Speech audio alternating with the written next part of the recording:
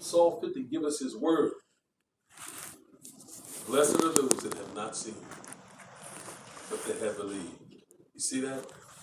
So here God sent, we're covering this just to show that when God sends an angel, it's always very important. Okay. So it says right here that he sent an angel, and the angel appeared unto the woman.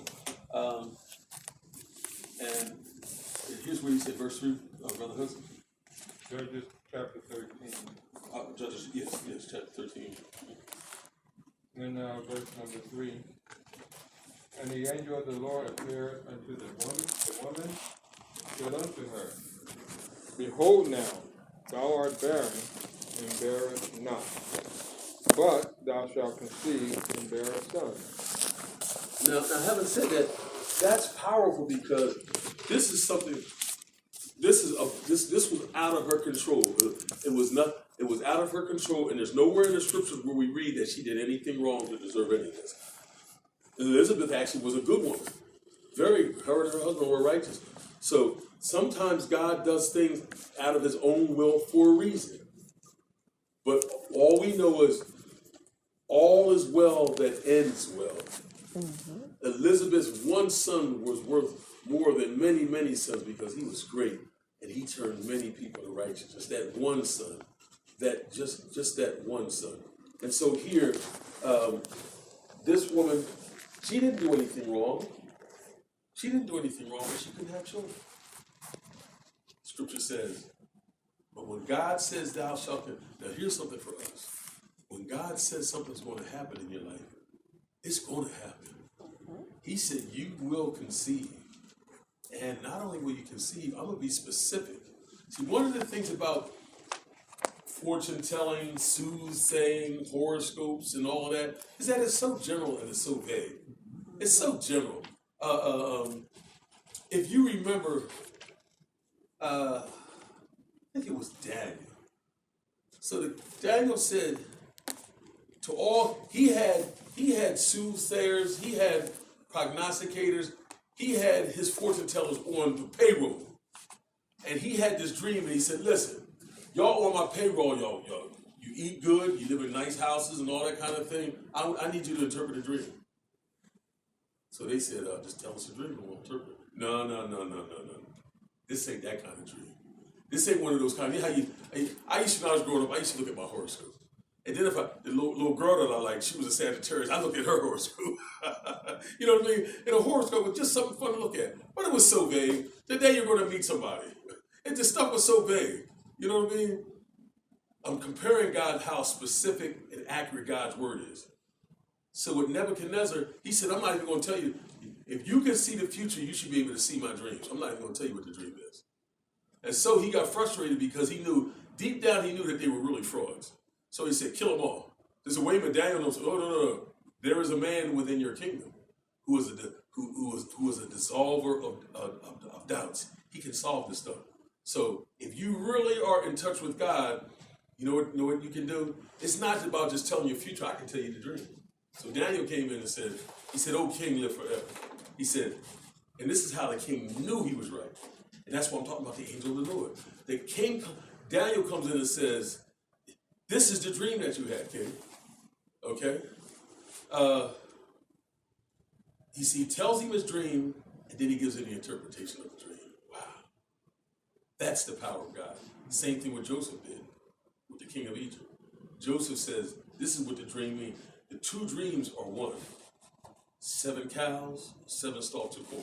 7 years of plenty, 7 years of famine. He told him his dream. And sure enough, as he told him his dream, it came to pass. Same thing with Daniel. Daniel told him of the dream. There was no, unless you were moved by God, there was no way that you could tell of this great image that you read of in the book of Daniel. Daniel broke it down, piece by piece, what was in his dreams. Only God can do that. And God gave the power to his servants. You see that? So here's what the angel of the Lord does. The angel of the Lord comes to her and he tells her, you can't have kids. What? What did Jesus say? You've had 5. And the guy that you going home now, frying food for, cooking, washing his clothes and everything, and sending him out the door in front of all of their, bye, honey, baby, honey, hug. Y'all got a little fake friendship ring on your hand. She says, come see a man that told me everything that I've ever done. So the angel of the Lord, in that same spirit, the angel of the Lord comes and he tells her that you're barren, but you're going to conceive and you're going to bear a son. One of the marks of the false prophet is that if something that he says doesn't come true, then you know that he has lied. There have been men who, in our time, who have predicted the world was going to come to an end. Harold Campbell did it twice or three times. Jehovah's Witness. Christian Science. I think it's another Mary Baker Eddy. But here's the point to that. I have some people that I'm talking to and having discussions with. And I said, well, what happens? So I'm being cynical. I'm saying, what happens when you make a prophecy and the prophecy doesn't come true? You know what they call it? An adjustment. An adjustment. So that's why when I talk to them, I want to get books. Because see, nowadays when they have their magazines, they go in and edit. When stuff that they say doesn't come to pass, they make edits. And now you don't know what was spoken of before. They call it an adjustment. That's not what the Bible calls it. If you make a prophecy and it doesn't come true, that means that you were speaking of your own self. And he says that the Lord hath not sent you. So for preachers today, we are not allowed to speak of ourselves. We have to say, thus saith the Lord. We're not here to preach to please people. We're here to please God by simply being the messenger and giving people what God has said. The angels are not allowed to speak on their own. And God made sure he sent faithful angels. So he says right here, the angel says in verse 3, you're barren but you're going to conceive. And if she had went to her grave and not had babies, that angel had lied. He spoke of himself. But it was true. She did conceive and she bare a son. Now, verse 4 says this right here. And this is important for us. That's why in each one of these cases, whenever the angel was sent and the child was to be born, the mother was always righteous. Elizabeth, her and her husband were very, very righteous. Mary was a virgin. So God, it is important that women carry themselves in a righteous way because you are the teachers. You are the teachers. And whatever habits you have will pass on. That is why it's important for a man to choose a good woman. It's just not how you look. It's the inner beauty, as Peter said, that meek and quiet spirit, because this is going to be the teacher of your children while you're at work. So it's so important. So he says right here, so the charge to the wife is, I don't even know if they gave her name. We know his name is Manoah. Here was the charge to the wife in verse 4. Read. Now therefore beware, I pray thee, and drink not wine nor strong drink, and eat not any unclean thing. So he said, I don't want you to drink no wine or strong drink. Now there's certain drinks that are not wine. E&J is not wine. Vodka is not wine. Whiskey is not wine. It's a strong drink. It's a strong type of alcohol that'll get you out of character. So I don't need you to have that type of trait, and you're going to be the mother of somebody important. It's important. So listen, one of the things, this is a jewel that you should just write down inside your Bible, whatever. In order to change the world, listen, you can't choose your parents. But mothers and fathers, we can. Do your unborn children a favor and choose a good mother for them. That's one of the most biggest things you can do for your children. I could close the book right now and stop on that point. One of the reasons why they didn't like Gideon, and I was in the book of Judges reading, I wrote through it, because Gideon was born of a harlot. So it's a bad look. But you can't always judge a person by who their parents were, because he had a good heart and God worked through him. So God gave him a message there. But for the most part, do your unborn children a favor. But don't just selfishly look at her about that. She pleases me to my eyes and does things that I like for me. Check her out. Is she going to be a good mother? You can just tell how they carry her. Is she loving? Is she attentive? These are the valuable things. Because if you don't, now she is going to reproduce 7 times whatever she is.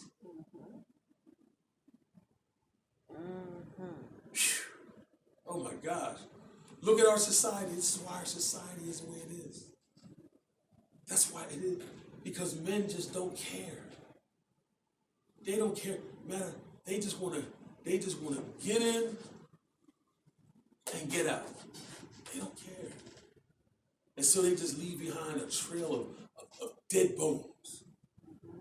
So if you go to any major city, this is what you see. No men anywhere, no fathers anywhere. And we can say for the women, choose a good father for your unborn children. And don't be afraid to ask a hard question. Do you believe in God? What kind of father you want to be? Ask the hard questions. It's better that we not waste each other's time. Yeah, that's your job. Thank you very much. Don't waste my time. See, all these movies and everything, that's all good, movies and restaurants, but that ain't getting down to the nitty gritty. Are we going to make this work or not? So he says, I'm getting all that out of this right here. Verse 4 says, he says, I pray you, don't drink wine or strong drink or anything unclean, because you're the mother of this baby. They wanted, Jesus had to live in a womb for 9 months, so we want this womb that no other man has been in. Clean. That's how we got to be, without spot, without wrinkle, or any such thing. In the book of Revelation, it says that they washed their robes and made them white. They weren't always white, but they made them white in the blood of the Lamb. We have to learn how to cleanse ourselves. Listen to this right here. Because he knew that if the woman was not sober, in the New Testament we're commanded to be sober. If she wasn't sober, she wouldn't raise a good child. So I don't want you given to wine. Listen, I'm gonna tell you right here. This is true throughout all ages. Last thing you want is somebody that doesn't matter, man or woman. My mechanic, he's too old now, so I'm using his brother. My mechanic, I had him for like 30 years. He retired now. But what he used to do, he was in the military. So when he got his monthly check, he lived at 4th and Moore. When he get his monthly check, he would go sit in the park, half drunk with all his money. So they would pop him upside the head and take all his money. So what the wife started doing with him was, listen, we're going to go down, cash your check, buy you your vodka, and you're going to be in the house. This way here, when you get drunk, I'm going to just go ahead and put you in the bed, but at least we got all the money. That's what happened when you got a man that drinks. What happened if it's your wife? So you got a wife that likes to drink. So she go over to her friend's house. So she starts out drinking, and they playing cards and all that. And now at first it's nice. But now the wine go from wine to strong drink. They start drinking heavier stuff. Now she get drunk. Now your wife don't come home.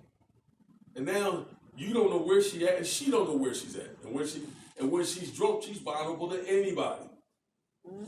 That's your wife. 9 months later, the baby come out. Josiah, you 6'1", fair skin, baby come out, black as ever. Black as ever. Ain't nothing wrong with black. I'm just saying it don't look like you. I'm not against color.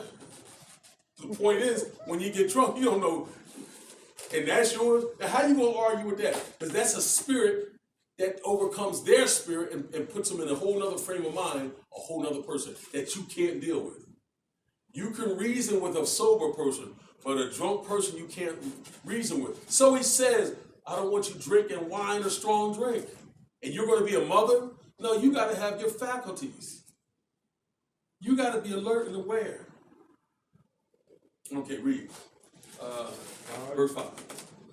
For lo, thou shalt conceive and bear a son, and no razor shall come on his head, for the child shall be a Nazarite Now, if you go in, I'm gonna just give you a reference. Go to hold on, verse 5. Go to Numbers chapter 6. Just read Numbers chapter 6, and it talks about the vow of the Nazarite.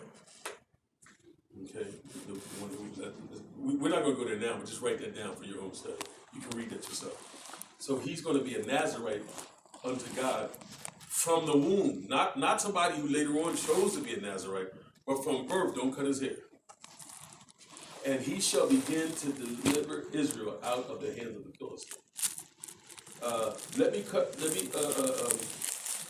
want to get to something else, so I'm going to cut this short.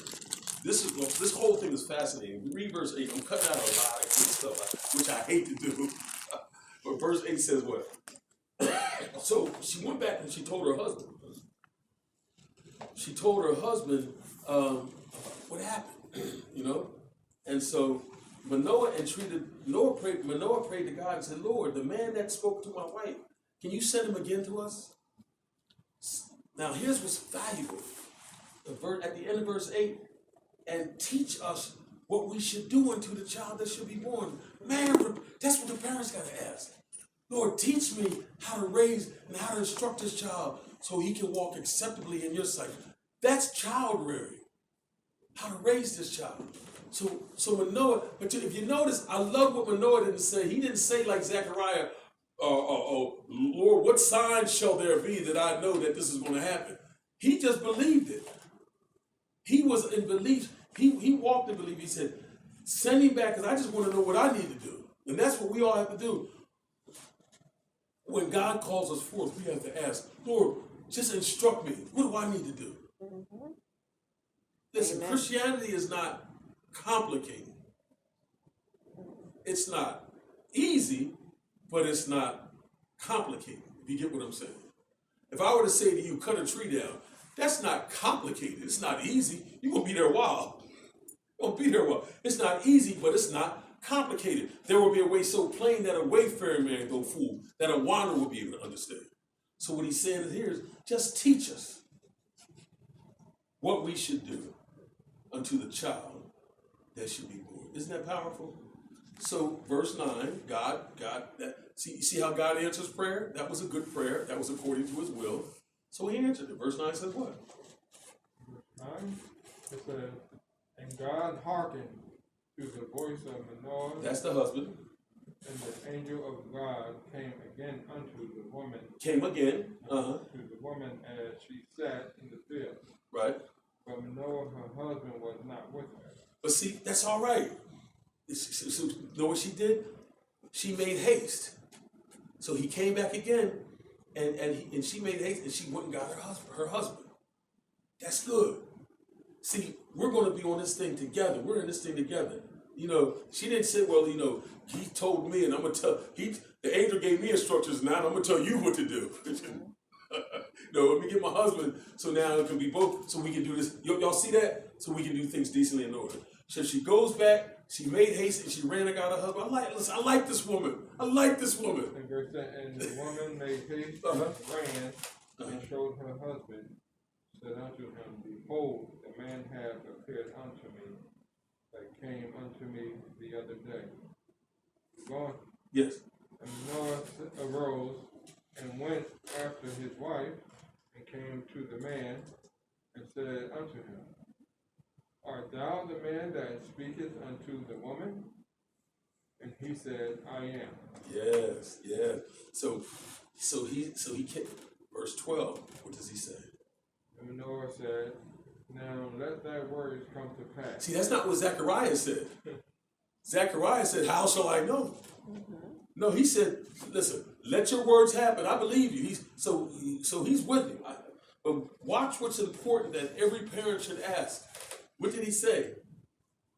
He said, how shall we order the child? Order my steps in thy word. How shall we order the child? And how shall we do to them?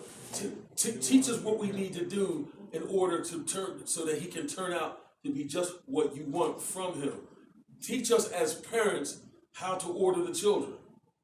You see? Read. Verse 13. Mm-hmm. And And the angel of the Lord said unto Manoah, of all that I said unto the woman, let her beware. So he reiterates, yes. She may not eat of anything that cometh of the vine. So he's being real specific now. I don't even want her to eat grapes. I don't even want her to eat grapes. You know, because you make wine from it, you can't get drunk off of grapes. But he's being real specific now. And that's what God says to us. God, we have to learn in our life. We have to learn how to cleanse our hands, cleanse our minds, cleanse our tongues, cleanse our hearts. Because we want to make our robes white. We want to, anything that is dishonorable to God, we want to remove it from our character, from our personality, because it gets in the way of God's light shining. So we want to cleanse ourselves. So he says to her, don't eat anything of the vine, yes. Neither let her drink wine nor strong drink. No wine, no. See, wine is a lot easier, but if you drink enough of it, it'll sneak up on you. And ask the old winos back in the day on Vine Street, old cheap rock good wine they used to drink. You know, it'll get you. So no, you're a parent, you're a mother. We don't want none of that. I need you to be sober, so that you can do a good job on this job. Okay. I'm gonna just skip this. Make a long story short for some, because I want to get to something else. So Manoah says, don't leave. We want to stay with us a while, and we want to eat. We want you to eat with us. That's hospitality, and we're going to make an offering. He says, listen, though I'll stay, I'm not going to eat. But if you do an offering, it can't be to me. It has to be to God. He says in verse 16, thou must offer it unto God. Manoah didn't know it was an angel. And this is why I wanted to share this with you, right? So then Manoah asked him, what's your name? He said, why do you want to know my name? Says the secret. My name is not important. I'm an angel from the God, an angel from the Lord. And verse, this was, when I read this here, I said, wow. Verse 20, read this, Brother John. Read verse 20 slowly and carefully. And use your mind, everybody, to imagine what's happening here. This is not a made-up story. Imagine if this happened to you today. Read verse 20. For it came to pass, when the flame went up toward heaven from off the altar, that the angel of the Lord ascended to the flame of the altar. Wow. And Noah and his wife looked on it and fell on their faces to the ground. Do you see how special that was?